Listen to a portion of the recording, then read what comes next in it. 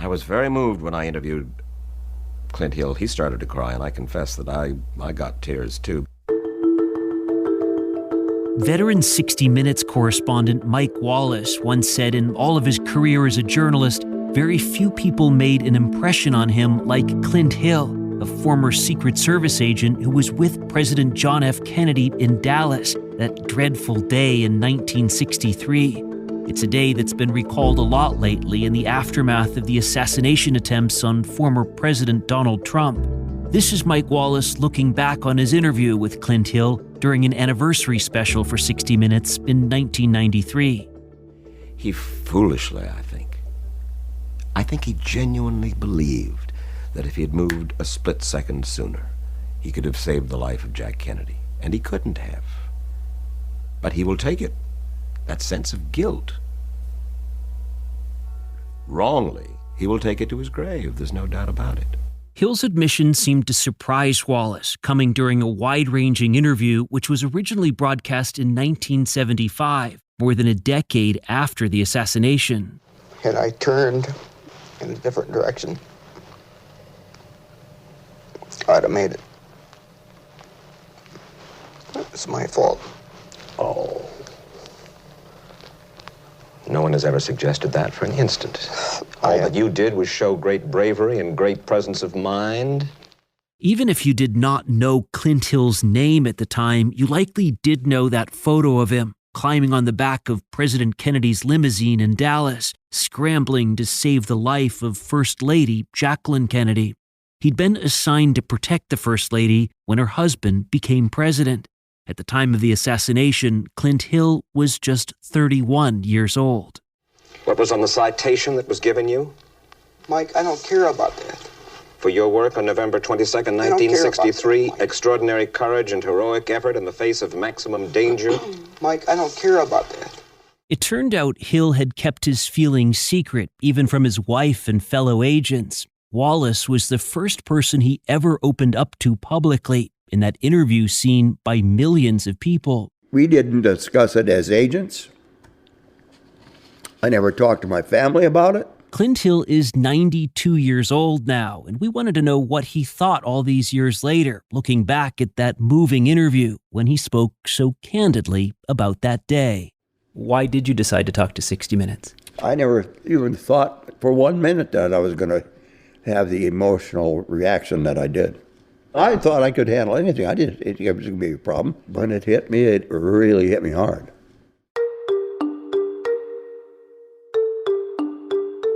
This is 60 Minutes, A Second Look, and I'm your host, Seth Doan.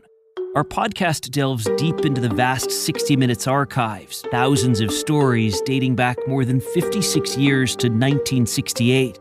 We'll reveal surprising moments that were never broadcast, and in the process, uncover details even more compelling with the context of time.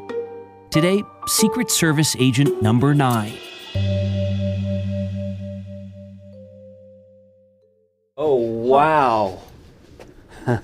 Yeah, you need a bigger office. Yeah, so this is just the beginning. 60 Minutes podcast producer Julie Holstein welcomed me into her office last fall. Yeah, so if we're lucky enough to have transcripts from stories, they live here. Oh, wow. These are all floppy disks? Yeah. She was showing me some of what she'd uncovered, the archival story files of legendary 60 Minutes correspondents. And the advantage for us before computers is all of this is either handwritten or typewritten. And the cool thing is you can actually hold on to it. Exactly. Smell it. It's all been stored underground in an undisclosed location.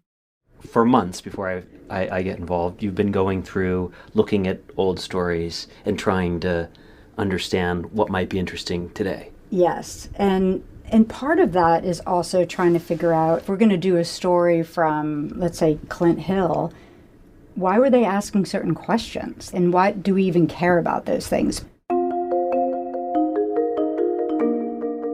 Shall we take a look? Yes, we absolutely should take a look.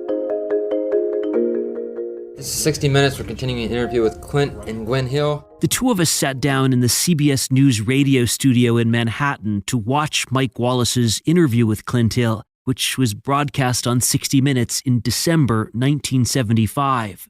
The story was called Secret Service Agent Number 9, short for 009, Hill's badge number. This is a big deal in 60 Minutes history, this story. It's been written about as one of the most compelling stories, which certainly piqued my interest because we have thousands and thousands of stories, and that one kept rising to the top. You rolling? This is camera and sound roll 3X, sound number 3 on 10/20/75. Coming up. Sound number 3. So what's interesting for the listener here, just to paint the picture, is the first thing you see is this is such a 70s scene. Gwen, Clint Hill's wife, is sitting there. It's a very kind of formal setting. Him with his wide red tie sitting on the velvet green couch. What you're about to hear is how Mike Wallace introduced the story to viewers. The agents one meets on duty are almost faceless, humorless, single-minded in their devotion to their chore, and Clint Hill was no different on duty. But Clint retired from the Secret Service 4 months ago at the age of 43. In the first public statement he has made, sitting with his wife Gwen, he told us some startling things about the Secret Service. Before we go any further, a little bit of context. If you were watching in 1975, you knew there had been a rash of assassinations and near misses since President Kennedy was killed. It was a tough time for the U.S. Secret Service. CBS News. President Ford arrived home to a big and warm welcome late Friday night after a brush with death Friday afternoon in California. Just weeks before Hill and Wallace sat down for their interview, President Gerald Ford had survived 2 assassination attempts in a span of 17 days by Lynette Squeaky Fromm and Sarah Jane Moore. The scrutiny around how the Secret Service could have missed the threats was similar to what we've seen recently following the assassination attempts on former President Trump. Back in 1975, if any journalist could get answers about what was going on, it was Mike Wallace, one of 60 Minutes' founding correspondents, known as a relentlessly tough interviewer. Clint, you people at the Secret Service keep a list of potentially dangerous people, right? Something in the order of 35, 40, 45,000 names. Right. And we hear that that list is constantly updated. Every day. But Sarah Moore wasn't on that list. Lynette Fromm wasn't on that list. Okay. Wait a second. Arthur Bremer wasn't on that list. James Earl Ray wasn't there. Lee Harvey Oswald wasn't on that list. Sirhan Sirhan wasn't on that list. Is Mike Wallace on it? Well, I have no present intention. No, if I could predict every person who would stand in a crowd with a gun in their hand, I'd be the greatest thing since Gene Dixon. By the way, Gene Dixon was a self-described psychic. We see some trademark Mike Wallace here, really interjecting, kind of raising the stakes of the interview pretty early on. Clint Hill is leaning forward on the couch, and Mike Wallace has clearly struck a nerve. What I like about this part is that you really see Clint Hill. He wants to protect not only his fellow agents, but he wants to protect his agency. He's tough. He's fighting back. Also frustrating to Hill, those countless Kennedy assassination conspiracy theories. Do you have any reason to believe that there was more than one gun, more than one assassin? Was Lee Harvey Oswald alone, or were there others with him? There were only 3 shots. And it was 1 gun, 3 shots. You're satisfied Lee Harvey Oswald acted alone? Completely. Can I take you back to November 22nd in 1963? Mike Wallace mentions that date, and Clint Hill looks away and takes a deep breath and then no longer looks toward Mike Wallace. Clint went someplace else, right? You were on the fender of the Secret Service car, right behind President Kennedy's car. At the first shot, you ran forward and jumped on the back of the president's car in less than 2 seconds, pulling Mrs. Kennedy down into her seat, protecting her. But first of all, she was out on the trunk of that car. She was out of the back seat of that car. Not out of the trunk of that car. Well, she had climbed out of the back and she was on the way back, right? And because of the fact that her husband's head had been shot off and gone off to the street. She wasn't trying to climb out of the car. No. She was simply trying to reach that head, part of the head. To bring it back. That's the only thing. It's really hard to hear even today. And Clint Hill here is clearly pained. There's a tension in his face. Was there anything that the Secret Service or that Clint Hill could have done to keep that from happening? At this point in the interview, Clint Hill takes another deep breath and looks down. It takes him almost 10 seconds to answer Mike Wallace. Clint Hill, yes. Clint Hill, yes? What do you mean? If he had reacted about 0.5 of a second faster, or maybe a second faster, I wouldn't be here today. You mean you would have gotten there and you would have taken the shot? The third shot, yes, sir. And that would have been all right with you? That would have been fine with me. But you couldn't. You got there in less than 2 seconds, Clint. You couldn't have gotten there. You surely don't have any sense of guilt about that. Yes, I certainly do. I have a great deal of guilt about that. Had I turned in a different direction, I'd have made it. It's my fault. Oh.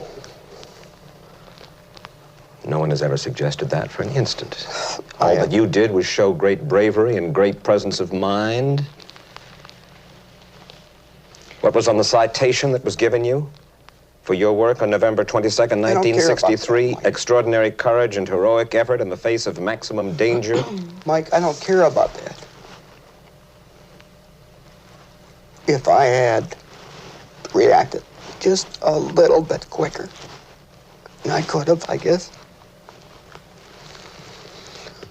And I'll live with that to my grave. Decades later, Clint Hill wrote in a memoir, 5 Presidents, that Mike Wallace stopped the interview for a short break because Hill was so visibly upset. And then Clint Hill, to the surprise of Mike Wallace and his team, said, "You are the first person that I have talked to in such detail about that day. I haven't talked to my wife. I haven't talked to other agents." Is that what's responsible for your early retirement from the service? Yes, sir, it is. You really are a victim, in a sense, of combat fatigue. Well, that's not exactly what the doctors call it. What do they call it? I have a severe neurological problem caused by what has happened in the past, and they've recommended psychiatric help. And who knows if he meant to disclose this, because mental health wasn't something people talked about in 1975. Even tough to talk about today. In some ways, there were elements of this that probably would have been pretty interesting to Mike Wallace, who would acknowledge later in his career that he struggled with mental illness himself. Absolutely. And he did say that throughout this interview, there were times where he struggled to hold back his own tears.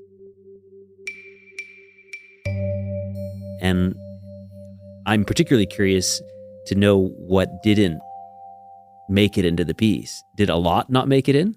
Yes, a lot didn't make it into the story. 1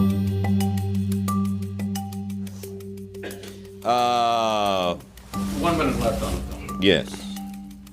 There's another part of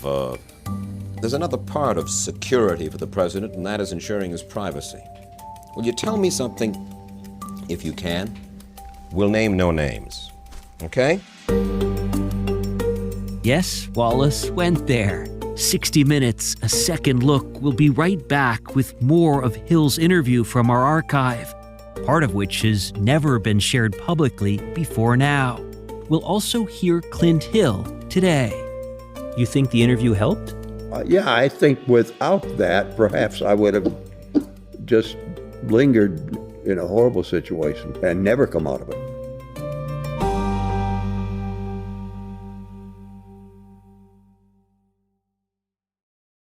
It was impossible to watch Secret Service agent number 9 talking to 60 Minutes in 1975 and not have questions. Was there anything more to learn about that day in Dallas? What did Wallace ask Gwen, Hill's wife at the time, who sat next to him during the interview? Our producer Julie Holstein had some of the same questions. This is the box where all the Clint Hill material was stored in. This is a picture of it? Working with CBS archivists, Holstein was able to find the original film of the entire unedited interview. It was in a New Jersey storage facility. Just nondescript, old brown box that looks like it's been tossed around a little bit. It's, there's dents in it. It could be anything. It looks like it's barely held together. And I'm thinking this is history. What is this? This is like a reel-to-reel film? This is the boxes where the audio from the interview were in. There were 2 interviews and hours of film for a final story that was just 16 minutes. So what did not make the broadcast? Sound number 4 for both cameras. There are all these things I want to know from Clint. I am really curious about Gwen. At one point, they go to her for a reaction, so it's clear what her emotion is. Sometimes you hear her clearing her throat when things get tense. Gwen, you remember the day that Clint came home from Dallas? I certainly do. He came home at 6 the next morning, only to shower, shave, change clothes. He'd been at Bethesda Naval Hospital the entire evening with the body and with Mrs. Kennedy, and immediately went back down to the White House to be with her. I wonder why this didn't make the final piece. It's fascinating. Yes, and you're wondering, what was it like for her? Is being a Secret Service agent hard on married life, Gwen?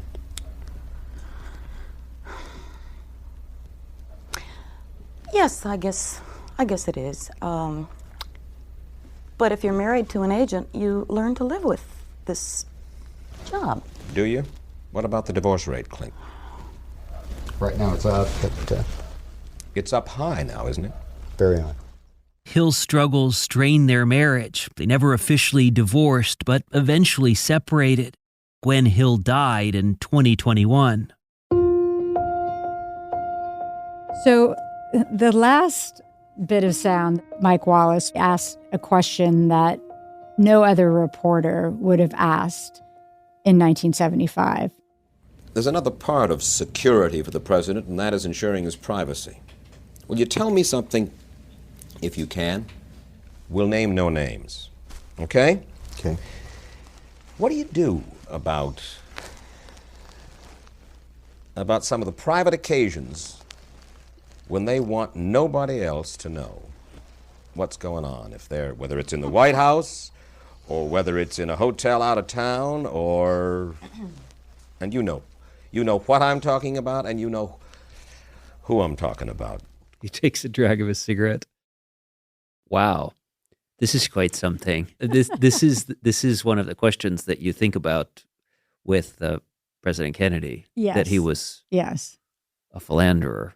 Yes, and I asked somebody at CBS who was at the White House for a very long time covering presidents, and I asked him how inappropriate that question would have been at the time. What's the answer? Well, I think Mike prided himself on being an outsider. He never worked in D.C. He never lived in D.C. And so this person said, absolutely. You would never ask that. No one would have ever asked that question. You hear Gwen, who's next to him, clear her throat. Yes. And he wiggles around enough that you can hear the mic scratching on his chest. Yeah. Nobody knows about those occasions. You do. How do you manage it? Very carefully. You can see how Clint's eyes are red and watery. So you can tell this I don't know if it came immediately after some of the real tough back and forth, but it's nice to hear him laugh, and he gets kind of embarrassed when he's being asked the question. What I'm trying to find is how in the world you spirit somebody inside the White House and out without anybody knowing about it. Without the press knowing about it. That's right. That's very easily done. Oh? The tunnel? Well, there, I would guess, are about 8 different ways to get in or out of the White House. I think it's best that the Secret Service know only which of those 8 are to be used and which 8 there are. And there are more than that, actually. But. Of the 5 presidents you served, how many had their companions use those one or more of those 8 entrances? I can't think of any. There's a gallant gentleman. There was a moment we noticed in the original footage after the interview had ended. Gwen got up, and this picture of Clint just sitting by himself. And I could be reading into it, but there was something very melancholy about that. Yeah. And he's sort of left on the couch, just sitting Wondering there. if he said too much. The story generated hundreds of viewer mail, the most out of any other story. And 60 Minutes sent those letters to Clint Hill's home in Virginia. And as Mike said years later, to hope that it would relieve some of his burden. Most of them still haven't been opened. He hasn't read any of them. And the plan right now is for him to read some of these letters, which I imagine is going to be very moving for him. You're going to get on a plane and go out to California and try to meet him? Yes. All these years later, 60 Minutes meets Clint Hill again. Were you surprised that so many people wrote in after the broadcast? Well, I never expected anybody to write in. Absolutely surprised.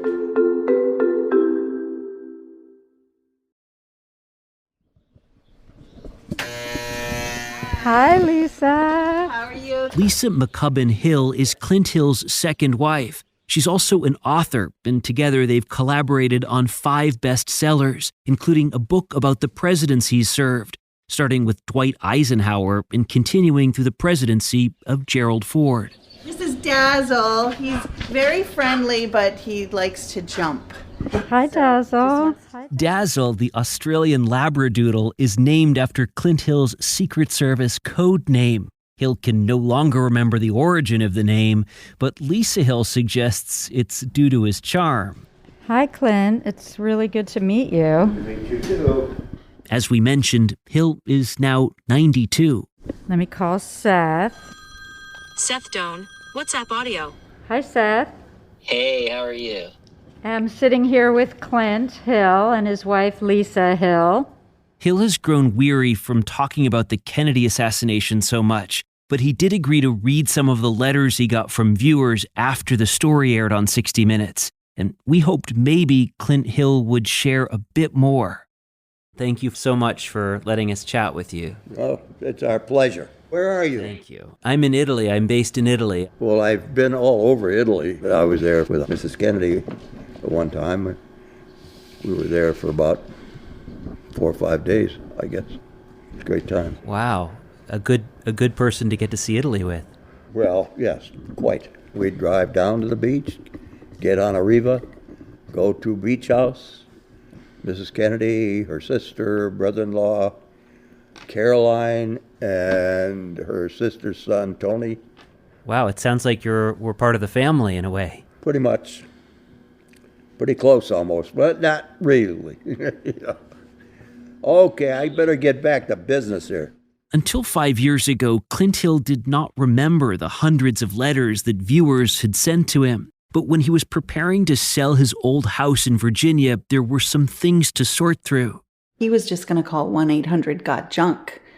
And I intervened and said, you know what? Let's just go there together and just see. And this was 2019? 2019, right. Lisa McCubbin-Hill says they found a battered black trunk in the garage. It says Clinton Hill, the White House, Washington, D.C. The trunk was filled with 17 years of presidential knickknacks, a paperweight from Lyndon Johnson, a John F. Kennedy official White House pen. I mean, he told me he hadn't opened it in 50 years, so he had no idea what was in there. And, it's like finding a time capsule. And also under a stack of framed photos. Inside of these big envelopes were these hundreds of letters. What's incredible is it's still in the original envelopes from 60 Minutes. Yes. There were dozens, if not hundreds, that had never been opened. Were you surprised that so many people wrote in after the broadcast? Well, I never expected anybody to write in. Absolutely surprised. We asked Clint Hill to read some excerpts. Letter 1, 12 December 1975. As much as I love President Kennedy, no one can say that his life was or is more important than yours. Dear Mr. Hill, thank you for sharing your feelings with all of us. I was moved and shocked. Never once in these terrible black days have I or anyone I have talked to blamed Clint Hill. Dear Mr. Hill, you have been so much on my heart and mind since the 60 Minutes show Sunday night. I ask that you please forgive yourself from this terrible burden of guilt. Mr. Hill, before you go on, can I just ask you, I'm just curious, as you read these, what are you thinking? Well, because I'm reading them, I think I've gone through almost the entire emotion part in my lifetime. I'm now 92. So, I don't, there's not much emotional left. How have you kind of processed it? Not very well initially. I went into a 6-year depression that was almost killed me. And the doctors finally talked to me and had me change my ways. And I corrected myself and came out better for it. But it's been a very difficult time. Out of the 100 or so letters the Hills discovered in that trunk in Virginia, Lisa McCubbin-Hill brought 25 or so to their new home in California. And there was one in particular Clint Hill wanted to read to us. Dear Mr. Hill, please forgive this paper, but I was in such a hurry to write you, yet now that I have taken pen in hand, I'm afraid my pen will not do my heart justice. Please forgive me if it doesn't. It is a day I shall never forget, nor shall I forget the people so deeply involved in the events of that day. And as I watched you on 60 Minutes, I wanted to reach out and wrap you in my arms, to offer some comfort. But no one who suffered that tremendous loss that day can even feel comfort. And I know you feel that. Since I cannot offer you true comfort, perhaps I can still say... Why did you decide that that letter out of all the other letters was important for you to read to us? It just seemed like it kind of stood out. It offered me, like she said, I wish she could wrap her arms around me and get my thoughts to go away about that day. And I do too. They never will. Clint Hill also wanted to show us another letter, one he received from Mike Wallace, who passed away in 2012. Wallace wrote to Hill almost 20 years after the story aired on 60 Minutes. In the letter, Wallace asked Hill for another interview and shared an intimate detail about his own life. Wallace wrote, "Having suffered through my own period of intense depression, I now understand a bit better the depth to which we can be traumatized, and I appreciate more than ever my own day-to-day well-being." This year. Yeah.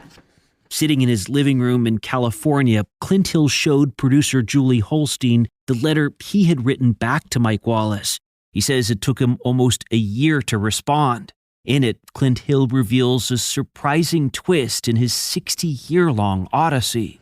My interview with you on 60 Minutes in 1975 turned into much more of an emotional experience than I thought possible. It did turn out to be a cathartic experience for me and helped me release feelings that had been pent up for a long time. You unknowingly helped me to finally come to terms with the tragedy of November 22, 1963, and my actions that day. You think the interview helped? Yeah, I think without that, perhaps I would have just lingered in a horrible situation and never come out of it, probably. That was the thing. I didn't talk to anybody about the situation in Dallas, other than I testified to the Warren Commission. I gave them the facts. I wrote a statement for the Secret Service. We didn't discuss it as agents. I never talked to my family about it. And Clint Hill remained assigned to former First Lady Jacqueline Kennedy for about a year following the assassination. It was harder to spend that year after it happened, no question. We never talked about it. She never talked about that at all. That thing was avoided and has been avoided by the Kennedy family for years. Why did you decide to talk to 60 Minutes? I just thought it would be interesting. I never even thought for 1 minute that I was going to have the emotional reaction that I did. I thought I could handle anything. Now, this is 12 years after the event. I had been promoted up all the way up to assistant director. So I was doing extremely well. So when it hit me, it really hit me hard. Have you forgiven yourself? Not completely. No. My dad drilled into me that when you're given an assignment to do, you do it till it's fully finished. I had an assignment to keep the president and Mrs. Kennedy alive. I only kept one of them alive. One died on my watch. You don't still blame yourself all these years later? Well, maybe there was something I could have done. I don't know anymore. We talked with Hill 5 months before that first attempt on former President Donald Trump's life, a security breach that in August the acting chief of the Secret Service called a mission failure. As we learned in speaking with Clint Hill, agents involved in an assassination attempt can be traumatized by the experience. And just this summer, the acting director of the Secret Service told reporters that his agents were carrying, quote, an open wound. The FBI congressional testimony on the attempted Trump assassination in Pennsylvania included details that the shooter had searched for specifics about President Kennedy's murder, including how far away Lee Harvey Oswald was from the president when he shot him in 1963. Lisa McCubbin-Hill told us that digesting the latest news has made for a distressing time for Clint Hill. She said Hill had worked hard to bring joy back into his life since the 1960s. He'd written his memoirs and told us that focusing on his wife Lisa and his grandchildren helped. And there's another thing. He also found a new purpose, speaking with and encouraging others suffering from PTSD to get help. He's now 92 years old, and we wondered how he wanted to be remembered. 2 words. I tried. That's all that needs to be said. I tried.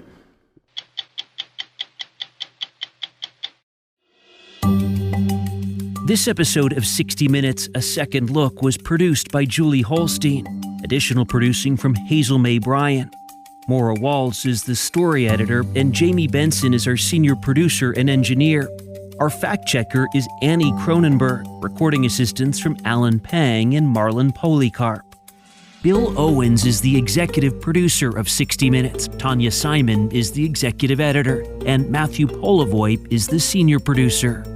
Invaluable support from Megan Marcus and Steve Razies of Paramount Audio. Paul Lowenwater produced the original 1975 broadcast story for 60 Minutes, titled Secret Service Agent Number 9. Thanks also to the crew and editor of the original piece. Special thanks to Lisa McCubbin-Hill. And as always, a very big thanks to the incredible team at CBS News Archives, who help make this podcast possible. I'm Seth Doan. Don't want to miss the next episode of 60 Minutes a Second Look? Tap to follow on Apple Podcasts, Spotify, or wherever you get your podcasts. And leave a rating if you liked the show. See you next Tuesday.